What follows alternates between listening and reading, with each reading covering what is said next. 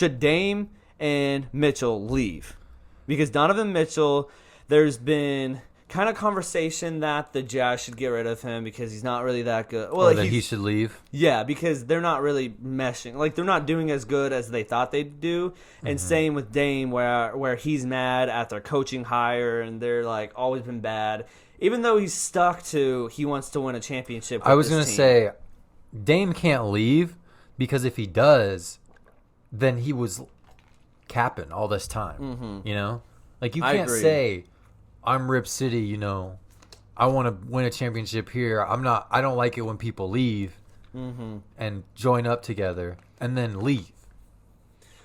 If he left, I would be okay with it because it's like Russ with the Thunder. Like, they tried really hard, and it just that was never a mutual worked. thing, though. I agree, but I think I agree if they agree to part ways, but you can't force your way out if that's what you said earlier. See, this is also another thing. I don't think the Trailblazers are smart enough to mutually agree to part ways. I think the Trailblazers, because like Sam Presti was like, well, this is where like we need to rebuild. I think the Trailblazers are going to be like, oh, Dame, you can still win. And he's like, guys, this just isn't working, you know? And the Trailblazers are like, they got the rose-colored glasses on. Well, so, yeah.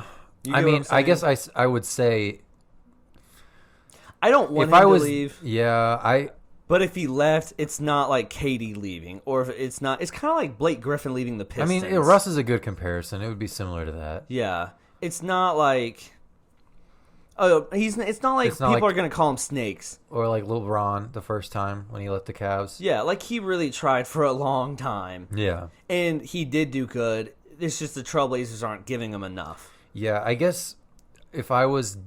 I don't know. Like you said, I don't know how smart the Blazers are going to be about this because I think the smart thing for them to do would be to try to change everything else besides him. Yeah. For at least like 1 year, like trade everyone else and just get some new pieces in there. Yeah.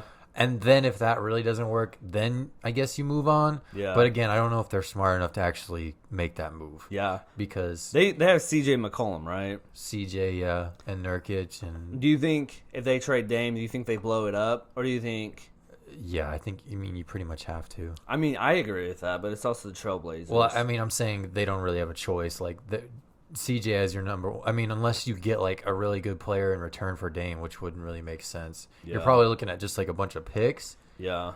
And maybe like 1 or 2 really young players. Yeah. But then if CJ's your best player, you're not going to be good. Do you think after what the Thunder have done, do you think they try to go down that alley of like accumulating picks just to have flexibility within the draft and free agency and trades and blah, blah, blah?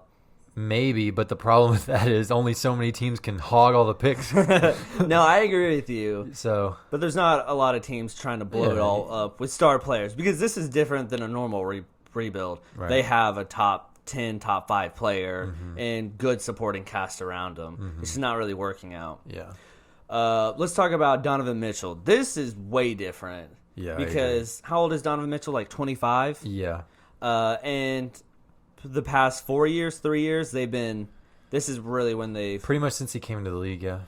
Yeah, and they also have Rudy Gobert. I did see that they're trying to keep Mike Conley.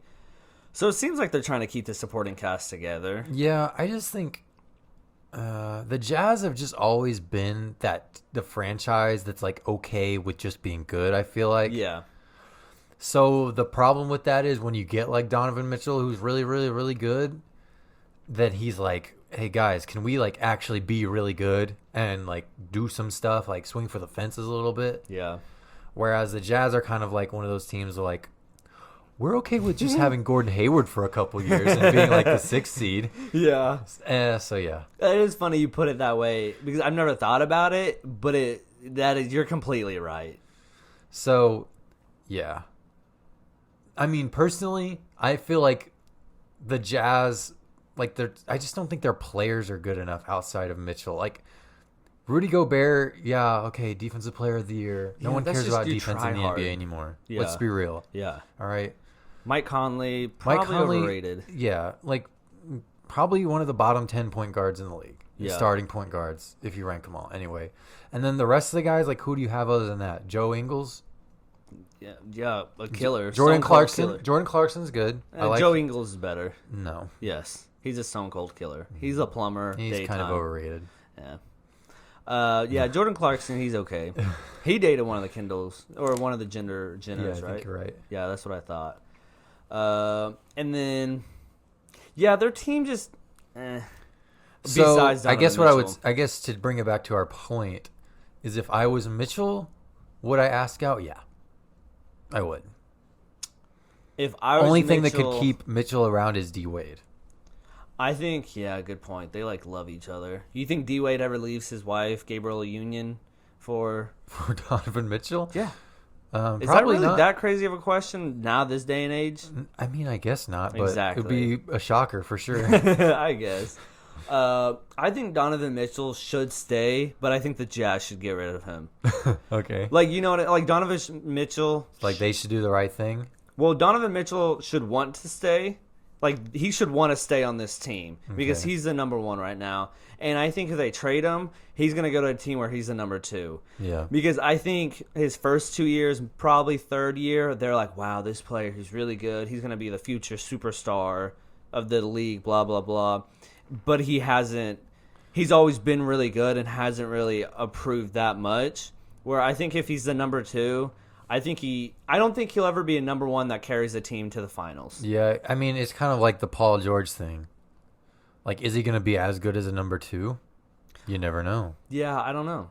That's a good point. But Donovan Mitchell is really good, though. I until agree. he got hurt in this playoffs, well, he was always kind of hurt. But he had some moments where he looked like, against the Clippers a couple times, like, he looked like the best player on the floor. Yeah. Even with PG and Kawhi out there. And honestly, I think the best move for both of them is just to stay steady. Because this is really, the last 2 years have been weird years. And I think if you stay on course, there's a chance that you guys... I'm surprised he came back after like last year with Gobert. Remember, they were really mad at each other. Oh, yeah, because Gobert is kind of an idiot. Kind of, yeah. Like coughing on mics. Mm-hmm. I think best thing is for them to stay course and at least try it one more year, a normal year. Okay. Because like you said, D. Mitch, he was hurt this playoff, so maybe if they were healthy, it would have been a different story. I think they still would have lost, but it could have been different. Yeah, I agree. Yeah. NBA players and wanting to leave their teams happens a lot. It sure do.